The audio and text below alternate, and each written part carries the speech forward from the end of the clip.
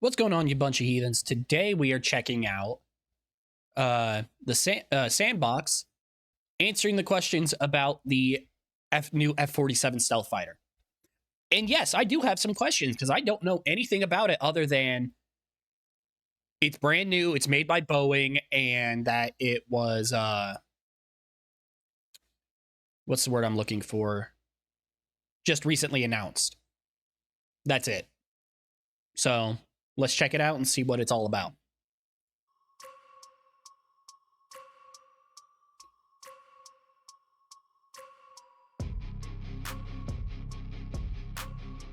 Nice intro. After more than a decade of development followed by months of uncertainty, the U.S. Air Force officially has a new air superiority fighter making its way towards service in Boeing's F-47. This new jet, developed within the broader Next Generation Air Dominance program, is meant to be much more than just another stealth fighter, or even potentially the world's first 6th generation fighter. One thing I'm wondering about, where's this leave the F-22 then? Because the F-22 is already the world's best air superiority fighter, especially stealth, so where's this leave the F-22? After all, should be interesting. That title is pretty meaningless until we actually define what 6th generation means. Yeah, pretty much. What really makes this new stealth fighter so special is the jet that it's meant to replace. Yeah, and the extreme capability set required to do so. Because the F-47 is meant to unseat the reigning king of the skies, F-22 Raptor, as the new most capable air superiority fighter on the planet. A jet that's so capable that training exercises have to stack the deck against it just to give other fighters a chance. And so dominant that wins against it remain so rare, even with those uneven rules of engagement, that news outlets report breathlessly about any jet that manages to squeak out a win against it. That's right, Boeing's F-47 isn't just meant to provide America with a new generation. Dude, the F-47 has got to be, like, unstoppable in the air, or, like, incredibly, like, it would have to bring such performance and whatnot to the game to replace the F-22, which should scare people if that's what they're planning to do. Replace what may be the most legendary stealth fighter in history, and those are some very big wings to fill. So let's look at some of the questions you've asked about the F-47, and I'll do my best to give you the answers. I'm Alex Holland. I just realized he has a fucking Sabo shell right here. I looking at the sticker, I was like, huh. Oh. That's what that is. And this is air power.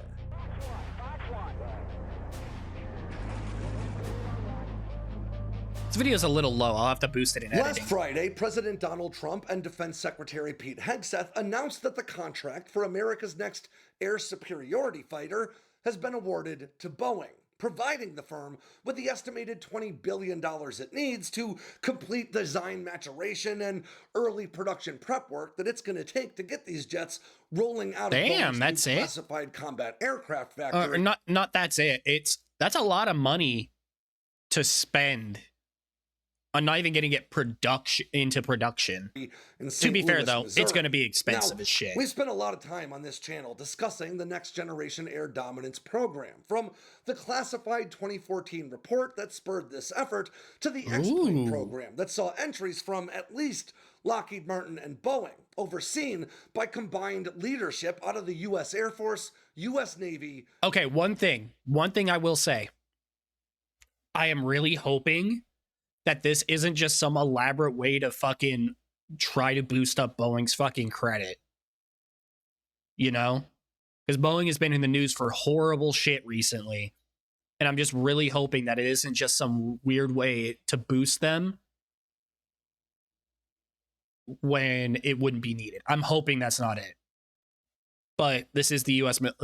Government. They will do some fucked up shit. shit. This time, I thought it could be fun to do something a bit different and let you, the audience, decide what we cover in this video. And in order to pull that off, I asked for questions on the community tab of our YouTube channel and on my Twitter or X account. So without further ado, let's dive into the most pressing questions you have about Boeing's new F-47 and the future of American air combat superiority, starting with one that's been asked more than any other. Why Boeing? Now, it's no secret that Boeing has suffered a steady stream of scandals and controversies in recent years. It's a good question. Many to assume this fighter contract would most likely go to Lockheed Martin. But it's important to remember that Boeing's not exactly a slouch in the stealth development department. While many are familiar with Boeing's X-32, which competed and lost against Lockheed Martin's X-35, it was far from the firm's didn't know about this. Into low observable aviation. Oh, it's a Delta Between wing. Boeing and McDonnell Douglas, I think that's what that is anyway. Merged in '97. Today's Boeing has a history of stealth that dates back further than any company on the planet, thanks to Boeing's Model 853-21 Quiet Bird that saw development work in the early 1960s. In the because but their first stealth, who was it who I just saw the video on? Was it Laser Pig's video when he was talking about the F-35? I can't remember. But one of the Boeing cracked stealth first, but the design on how they were doing it was super just not viable. And so it sat on a shelf for a bit, and then Lockheed Martin or Skunk Works, I think, was basically given the project, and they proceeded to get it done fairly quickly. 1990s, if I remember it correctly. And then Boeing were behind the development of the extremely exotic YF-118G bird of prey, followed by the X-36 tailless fighter demonstrator that all but certainly helped to inform today's some of these are pretty fucking cool looking. In the 2000s, Boeing built and tested the X-45 and X-46 stealth UCAVs for the Air Force and the Navy, respectively. And today, continues kind of sad that these never actually went anywhere. Drone platforms like the MQ-25 Stingray drone refueler and the MQ-28 Ghostbat loyal wingman drone. And God, these are so fucking cool. Despite Boeing's troubles with commercial aircraft and even defense acquisitions like the long-troubled KC-46 Pegasus, most people tend to gloss over Boeing's successful and ongoing fighter programs, like the broadly capable FA-18 Super Hornet, its sibling, the EA-18G Growler, and maybe... Okay, I will give them that. My favorite plane is made by them. I will give them that. But then... I'm pretty sure anyway. Hold up. I'm gonna look something up real quick. Didn't they also make the fucking Osprey, which is horrendously fucking horrible? I want to say that, yeah, it's the... Oh, no, Bell Boeing. So it's Bell Boeing. I'm not sure if Boeing owns Bell right now or not, but no. I call it Boeing. They made the fucking Osprey, which has killed so many servicemen and women. Like, it's not even fucking funny. I'm not even sure if they're still in fucking... if they're still recalled right now. Most notable of all, the F-15EX, which might just be the most... Oh yeah, Boeing is making the new F-15 in the world today. These jets began their design lineage under the McDonnell Douglas banner, but the most modern and capable incarnations are distinctly Boeing products, at least in the modern sense, and have proven themselves both in testing and in combat on more than one occasion. But aside from Boeing's respectable fighter chops, it also seems likely that the need to maintain a broad fighter industrial base may have played a role in Boeing securing this contract. You see, with Super Hornet production expected to sunset in 2027, and F-15EX production unlikely to extend too much further than that, the NGAD contract will keep Boeing in the fighter business at a time when there really only are 3 firms left that can actually compete in this space for the United States. With Lockheed Martin building and sustaining F-35s for decades to come, and Northrop Grumman building and sustaining B-21 Raiders for decades to come, Boeing will now also receive a steady flow of defense revenue through the production and sustainment of the F-47, ensuring there are at least 3 competitors for future rounds of fighter contracts to come. And Boeing worked hard to make themselves an enticing choice here. But we don't know much about their actual fighter design. I like to think that the F-18 is going to get another revamp, kind of like how the F-15 did. Because as nice as stealth is, it's not going to be perfect for every occasion, so you're going to need 4th-gen planes. And so you're going to have to keep upgrading all those older planes. So I'm hoping. Boeing has invested right around $1.8 billion into the construction of a new 1.1 million square foot classified combat aircraft facility in St. Louis, which is that's fucking set to huge. open in 2026, followed by a new post-assembly center meant for finishing work built right down the street. And out in Mesa, Arizona, Boeing's building a new advanced composites fabrication center that could be vital for the production of these new stealth jets. And of course, while we know very little about the actual fighter designs proposed by Lockheed Martin and Boeing, we can assume that the designs themselves played the biggest role in this contract decision. With that assumption being that Boeing proposed the better fighter, and its new production infrastructure was just there to help. Not necessarily. Look at the fucking York video that I did, that Fat Electrician did. York was a worse, I forget which fucking company built it. Whoever built it only got the contract because they had the 40mm woofers instead of and a shittier radar instead of the 37 that the other company did that actually had radar that worked. So, not necessarily. All right, on to the next question from Moronius the Elder. What are the known requirements for this fighter? Well, the Next Generation Air Dominance program that resulted in the F-47 has been billed from its onset as a family of systems, with this program also encompassing AI-piloted wingman drones, known within the Air Force as collaborative combat aircraft, and new long-range air-to-air weapons, like the Air Force's still very secretive AIM-260 Joint Advanced Tactical Missile.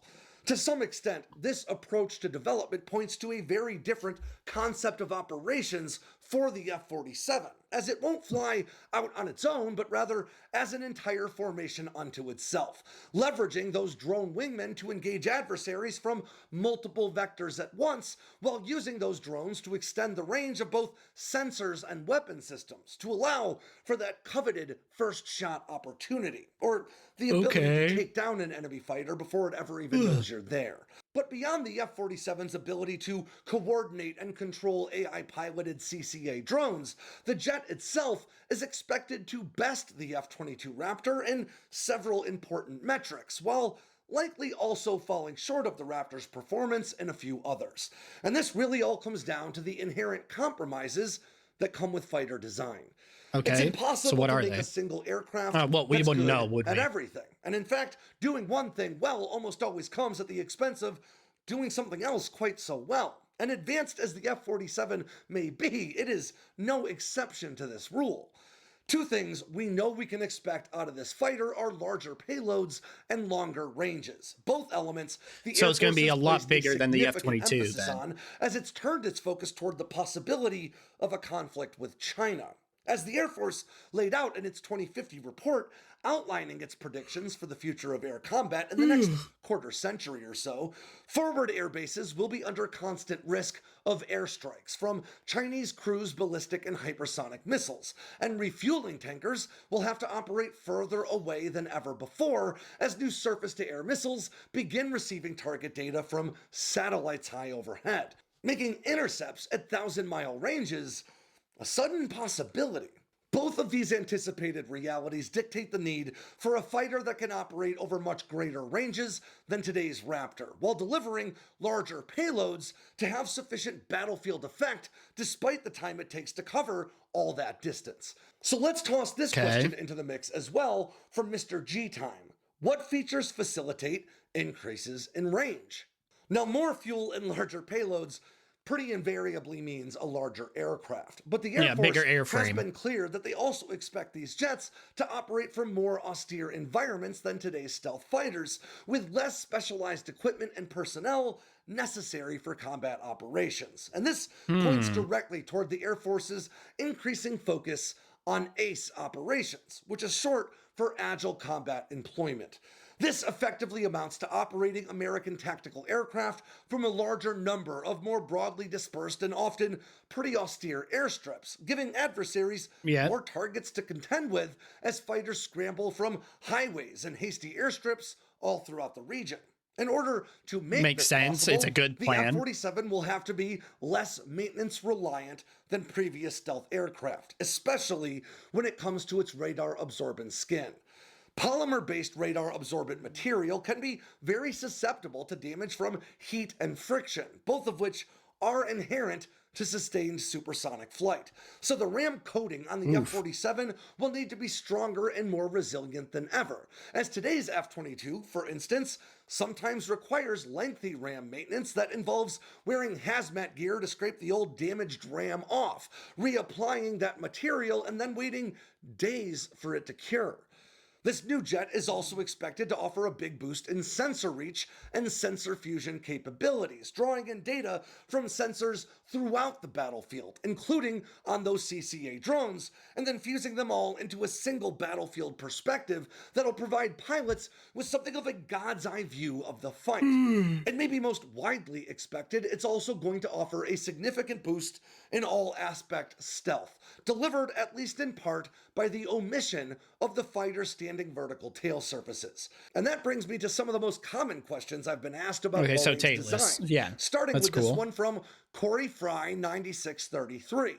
Maneuverability. Can it survive and outperform in close quarters engagements, or is the sole purpose to be a manager from long range? And then the even more commonly asked question, this one from Santa Car. Why does it have canards if they're bad for stealth, at least allegedly? Okay, let's start with the maneuverability question and then work our way to the canards, because as some of you already know, asking about canards and stealth is an excellent way to pick a fight in any aviation subreddit. Now, President Trump I actually don't know anything about this. Among the capabilities, he said, set this new fighter apart from anything else in the sky. But to be clear, the president is a businessman politician and not an aeronautical engineer, fighter jet expert, or aviation historian. And in reality, it seems exceedingly likely that this new fighter will be less maneuverable than the Raptor it replaces. And not just because of the eliminated tail surfaces. As we already discussed in this video, aircraft design is a constant exercise in compromise, which almost always means sacrificing one thing in favor of another.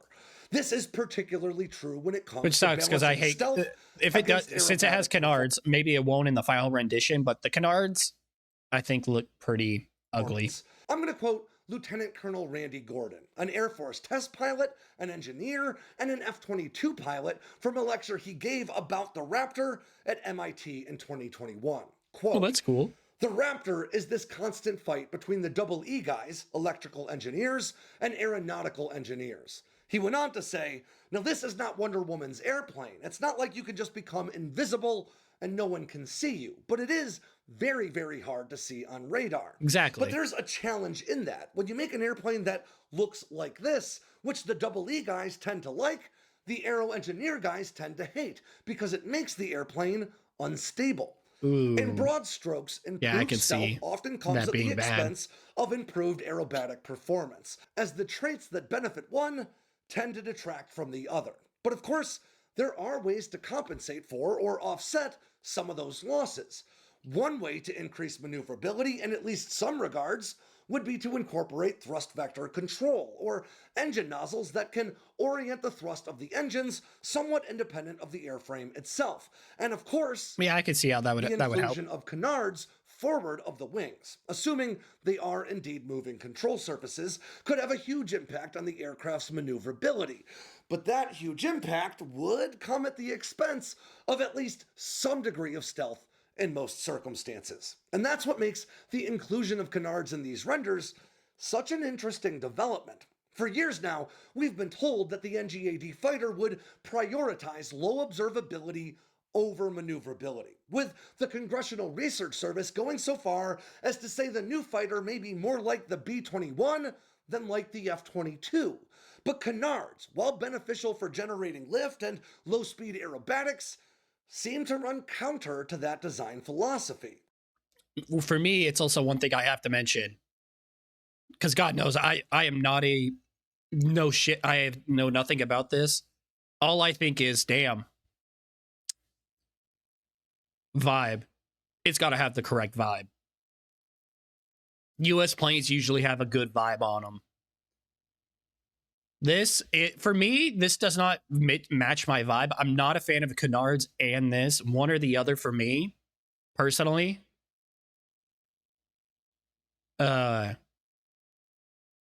Personally, I'm not a fan of canards. I don't like the way they look. I think it... Woe is me. It harshes my vibe, bro. I'm not a big fan of canards. Of course, this is just cool. Sorry if I...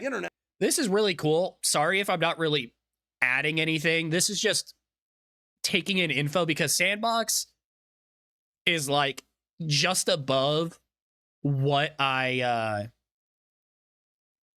knowledge wheelhouse a lot of the time, or from the last video I did on with them, they are like above my knowledge level. So I have to parse through what they're saying to try to understand what it is. However, the canards debate, which has largely been centered around China's J-20 in the past, has long since been robbed of all its nuance, with one side arguing that canards can never be stealthy, and the other arguing that their impact on stealth isn't pronounced at all. Reality, of course, falls somewhere in between. I was going to say, it's got to be somewhere in between. Can have on stealth comes in a variety of forms. Canards offer additional leading edges to reflect radar waves, and their ability to move creates edge alignment issues. And of course, the gaps and seams inherent to moving control surfaces can also negatively impact stealth. But it's not all bad news. As Tyler Rogaway pointed out over at the Warzone, the Joint Strike Fighter program assessed the impact canards might have on a stealth fighter design as notable, but not really any worse than the inclusion of a traditional empennage or tail section with horizontal stabilizers. And some of the traditional issues it's about the same then. Could even be offset thanks to newly emerging technologies like morphing structures that adjust mechanically under and outer skin, so to speak, so as to avoid gaps and seams. Now, this is a technological that is pretty Boeing fucking has cool. Explored with some success in the past in applications like jet nozzle chevrons. Put simply, canards can definitely have a negative impact on stealth, but stealth is not an on-off switch. There are practically countless variables at play when it comes to determining an aircraft's radar return, and there are ceaseless technological efforts aimed at curtailing the negative impact of improved aerobatics in stealth fighters. To be frank, it's just a little early to be sounding any alarms regarding the little we've seen of this aircraft's design, especially when you get to even see all of it. Yeah, you haven't seen all of it. We've only seen renders of it. In the renders we've seen, I'm pretty sure from what he said, because Boeing got, what was it, $21 billion to finish the design and everything. It isn't even, I don't think the design is finished yet. There's still plenty of tests to go through. Like, plenty. So... The YF-22 it's a bit too early. X-35 saw significant changes as they matured into the operational F-22 and F-35 we know today, and the F-47 is unlikely to be any different. So, with that in mind, I'm going to withhold my judgment about those canards and whether the benefit of including them outweighs the cost until we know more about this jet.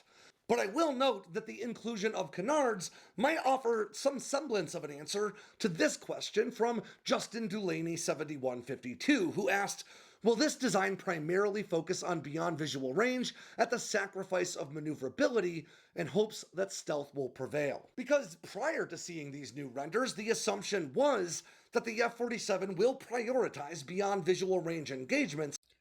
Honestly, it would not surprise me because I could have sworn I vaguely remember maybe in an HLC video saying that the F-22 was going to get upgrades. It would not surprise me if we kept the F-22 for the maneuverability in a dogfight, for a stealth dogfighter or whatever, with the maneuverability. But then having this as well as longer range. It would not surprise me if we did something like that, maybe. And improved onboard sensors to leverage extremely long-range air-to-air missiles, like the aforementioned AIM-260, all to get that first shot opportunity. But the inclusion of canards may suggest an aircraft that's at least a little bit more dynamic than we previously expected, and it may be able to slug it out in close quarters more effectively than I might have otherwise presumed. But the extremely aerobatic AIM-9X Sidewinder will still likely be doing the really heavy lifting when it comes to winning a close quarters fight. All right, let's move on to the next question from John Boy. Engines, what's the propulsion, thrust class, adaptive cycle, or no? Now, as we've discussed in the past, advanced turbofan I don't think we know any of this yet. Is one realm where the US maintains a commanding lead over its adversaries in Russia and China, both of which are continuing to work toward fielding their own turbofan equivalents of the Raptor's F-119 that America's been operating since the 1990s. But that advantage is quickly waning. So in order to maintain the advantage, the Air Force has invested a total of some $7 billion into the development and maturation of a new generation of adaptive cycle turbofan engines, purpose-built for advanced stealth applications. These engines being developed by GE and Pratt & Whitney. Saying you now, don't know shit about what the fuck any of that means. It sounds impressive, though. And it makes the U.S. in our defense budget sound so fucking cool. Whitney function in different operational modes depending on the pilot's needs, sort of like fighter jet VTech for my car guys out there, with higher efficiency, lower power settings for standard cruising to extend range and loiter time, and a higher thrust, lower efficiency mode for when max power is called for. For when shit hits the fan, yeah. Experimental XA100 engine, for instance, reported as much as a 20% increase in thrust over the F-35. That was a bunch of shit on that engine. Class-leading F-135 turbofan, along with as much as a 20%? That's a lot. Increase in loiter time.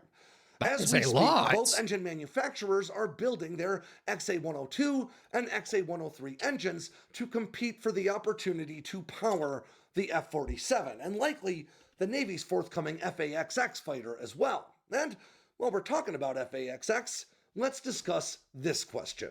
From BM Lynch, how do we expect the F/A-XX fighter to be different? Do we know what the timeline is for that contract announcement? Is Northrop still in the running? Now, as I record this, it was announced that the contract to build the Navy's new 6th generation fighter, maturing under the same next generation air dominance umbrella, but generally known as F/A-XX, may be announced as early as later this week. Lockheed Martin has publicly bowed out of this competition, leaving it down to Boeing and Lockheed. Now, interestingly, a lot of people thought Boeing had a better shot at winning the F/A-XX contract than the Air Force's NGAD one. And honestly speaking, F/A-XX could be anyone's game, anyone being Northrop or Boeing. But it might be a tougher road for Boeing, as the Air Force and Navy have been clear that they don't want to develop the same aircraft for both branches' needs, something commonly seen as part of the reason the F-35 program's budget swelled the way it did. Of course, things can change though, and the Navy might be just as taken with Boeing's proposal as the Air Force was. But as it stands, our understanding is that the Navy wants to pursue the development of their own purpose-built carrier fighter that's independent of Air Force efforts. But thanks to modern modular systems, these two different aircraft may share some onboard systems in common. Now that would make sense to do that. Airframes for each branch, while bringing down the overall cost of developing each.